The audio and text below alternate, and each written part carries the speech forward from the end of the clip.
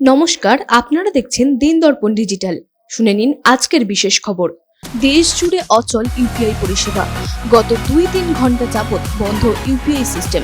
Google pay, phone pay, অন্যান্য banking সাইটের মাধ্যমে করা যাচ্ছে না কোনো টাকা আদান প্রদান। এর ফলে রাস্তাঘাট, দোকান, রেস্তোরাঁ সমস্ত জায়গাতেই পেমেন্টের সমস্যা দেখা দিয়েছে। রাস্তার ছোট দোকান থেকে নামি দামি শপিং মল কোনো ক্ষেত্রে ডিজিটালি টাকা পাঠাতে পারছেন না। এমন পরিস্থিতিতে যাত্রীদের জন্য দুর্ভোগ বেড়েছে, কারণ গণপরিবহন, ট্রেন ও মেট্রো ডিজিটাল পেমেন্টের মাধ্যমে টিকিট কেনা সম্ভব হচ্ছে না। ব্যবসায়ীদের মতে এই সমস্যার কারণে তাদের কাজেও প্রভাব পড়ছে। সকাল থেকে অনেকে গ্রাহকদের কাছ থেকে পেমেন্ট নিতে পারছে না, ফলে বেশ কিছুটা সমস্যার মধ্যেই পড়েছেন তারা। ডিজিটাল পেমেন্টের উপর নির্ভরশীলতা বৃদ্ধি পাওয়ায় এই ধরনের সমস্যা সাধারণ মানুষের মধ্যে আতঙ্ক সৃষ্টি করেছে। সকলেই আশাবাদী দ্রুত এই সমস্যার সমাধান হবে এবং সবকিছু স্বাভাবিক হবে। বজ্রবিদ্যুৎ সহ বৃষ্টি, সঙ্গে ঘন্টায় ৩০ থেকে ৬০ কিলোমিটার বেগে দমকা হাওয়া। আগামী কয়েকদিন রাজ্যের প্রায় সব জেলাতেই আবহাওয়ার এই পূর্বাভাস দিয়েছে আলিপুর আবহাওয়া দপ্তর।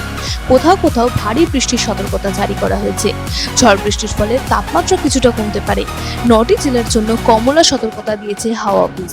কলকাতায় আগামী মঙ্গলবার ১লা বৈশাখ পর্যন্ত ঝড় বৃষ্টির সম্ভাবনা রয়েছে।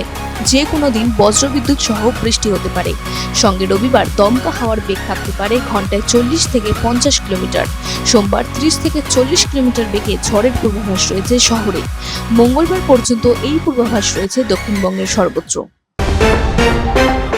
ওয়াকফ আইনের প্রতিবাদে উত্তপ্ত বাংলার বহু এলাকা। দিকে দিকে প্রতিবাদের সুর, কিন্তু এরই মাঝে তুমুল অশান্তির ঝড় উঠেছে মুর্শিদাবাদের একাধিক অঞ্চলে। অশান্তির ছবি ফুটে উঠেছে সুতি, ধুলিয়ান, শামশেরগঞ্জের মতো এলাকায়।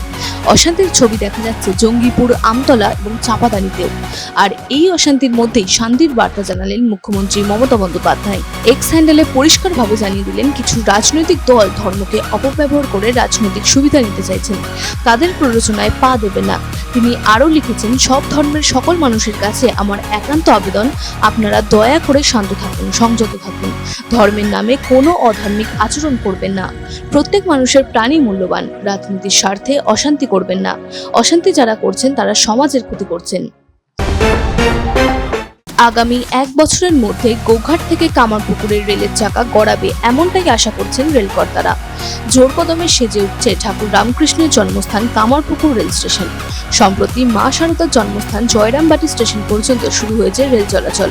মা শারদার বাড়ি ছুঁয়ে ঠাকুরের জন্মস্থানে রেল আসবে, সেই প্রতীক্ষায় প্রহর গুনছেন কামারপুকুরের লোকজন।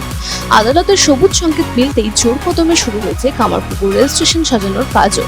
রেল লাইন পাতা থেকে শুরু করে স্টেশনের শেড, লাইট, ওভারব্রিজ এবং জল লাইনের কাজ প্রায় শেষ। খুব তাড়াতাড়ি কামারপুকুর স্টেশন তৈরির কাজ শেষ হবে বলে জানা গিয়েছে।